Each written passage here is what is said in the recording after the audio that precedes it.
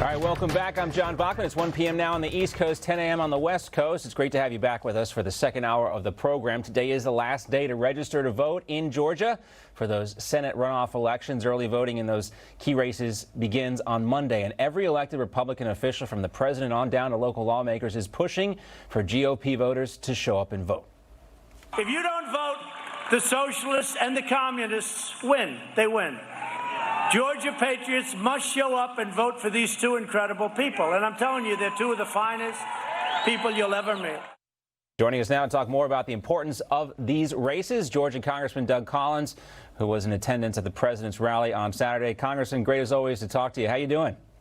Good, John. How about you? Doing great. See the Christmas tree back there. Maybe you're going to be the first person I wish Merry Christmas to. I'm getting in the Christmas spirit here.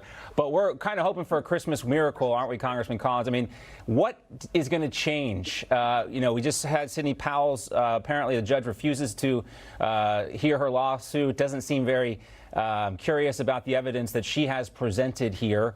What's going to change things in Georgia? Well, I think two things are going to change. Number one, Merry Christmas to you as well. It's going to be a great season because there is going to be a turn down here in Georgia. One of the things that we want to focus on is that, number one, is just as the president said, and we've been talking about as well, this is not an option for a conservative Trump voter in Georgia. This is not an option for somebody who believes that America is best run by, conservative principles. This is an obligation. If you've supported this president, you supported these principles, it's time for you to get back out and vote. But also one of the best things that we've been doing and that I've been, helping down here with is making sure that there's been sunshine on a dark process.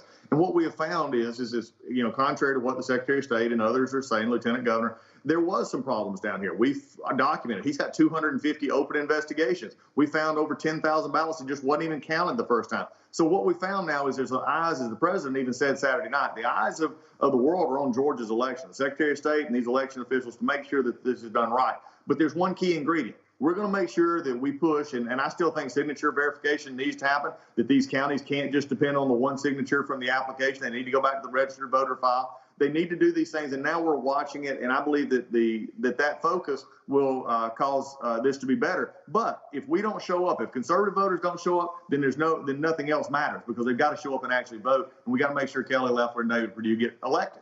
Yeah, I mean, that's the thing, too. You wouldn't expect to have to say that so much, that you need to show up and vote. The consequences seem severe enough on their own. Are you surprised at the lengths to which yourself and other Republicans are having to go to reaffirm people that even though there are issues with these voting systems, this is still a sound way to have these runoff elections?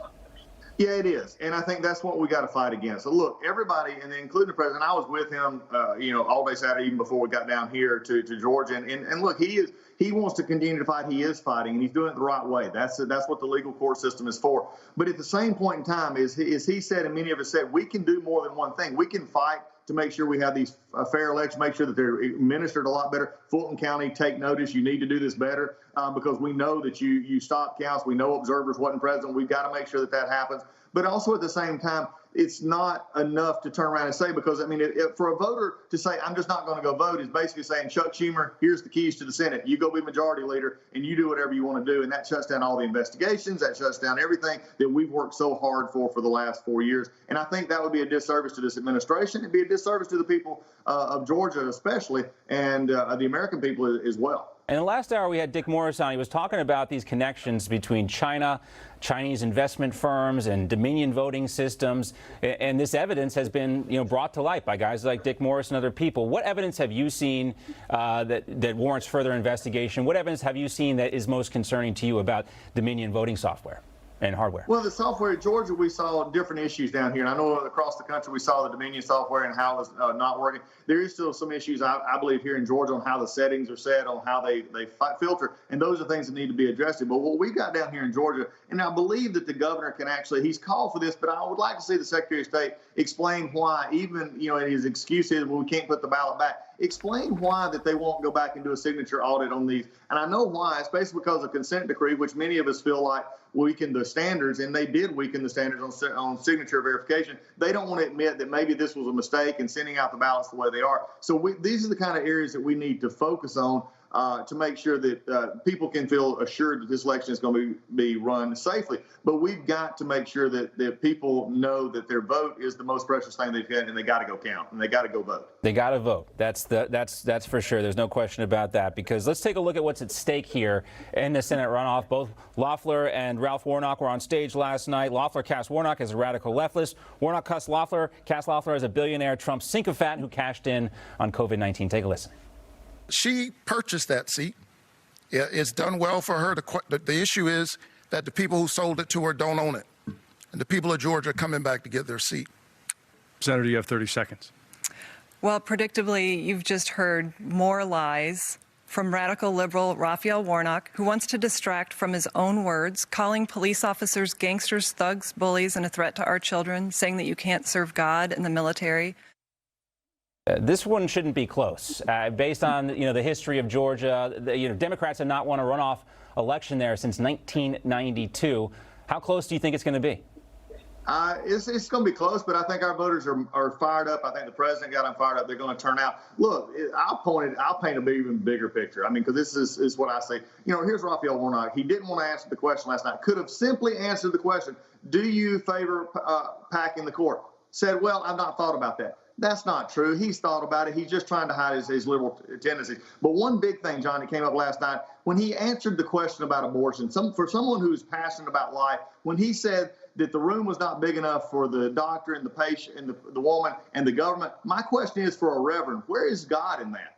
Because I believe that God actually is pro-life. He's not for killing babies in the womb. And that was an interesting omission he left last night. So, yes, this is a clear choice between a conservative and a liberal. He's just hiding how liberal he actually is. He also left out maybe the most important person in the room, and that's the child, right? That didn't even come into thought. And that shows you how they think they're not really, beings to them. It's just kind of an abstract idea. Now, the other thing, too, John Ossoff called on David Perdue, called him a chicken, really, for not showing up. Do you think that was a mistake for Senator Perdue? Because, as you indicated, I want to hear everybody ask these questions about packing the court. At least it came up at the debate last night, but we know the press corps is not going to get tough on these folks. So maybe this was the last chance we were going to have to get Senator Perdue to pin Ossoff down on this question.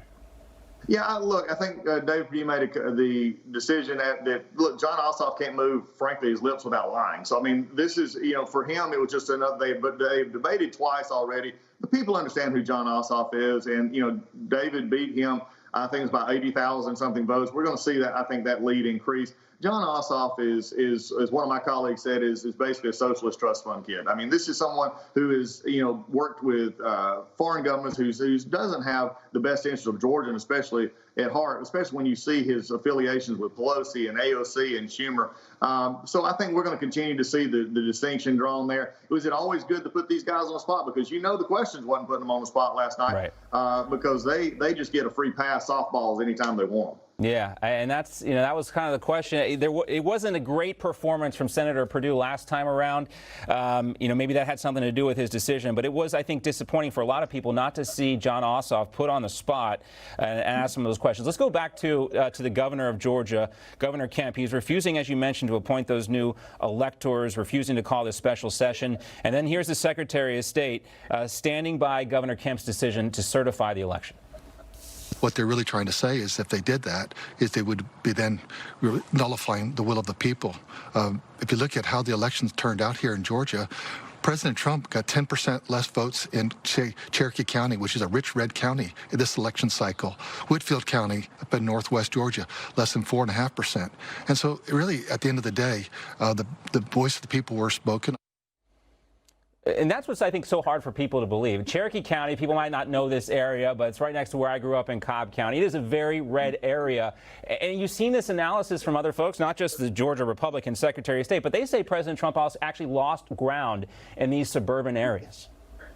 There were some areas that we saw some of those votes go back. We've seen it for a couple of cycles here in Georgia. I think part of that is the ground game and the absentee turnout that we saw with the Democrats who focused on absentee ballots. But also, frankly, again, look, the Secretary of State, the funny thing to me is he talks about the end result that President Trump, he keeps saying, did not win Georgia, which the numbers show that's the truth. But the issue is he won't recognize the fact that many of us are frustrated with the fact that how this election took place. If we had not asked for a hand recount, there were over 10,000 ballots that never got counted in Floyd County and down in other counties that just never even got counted. So for him to play this off as the president's fault, this is what he's doing. The Secretary of State is blaming the president. He's saying the president did this and blame him. Don't talk about me. But the governor could do a few things too, and not. I would see if he wanted to call a special session. He said he's not. But why don't he use his powers under the Declaration of COVID declaration to put more money toward put security at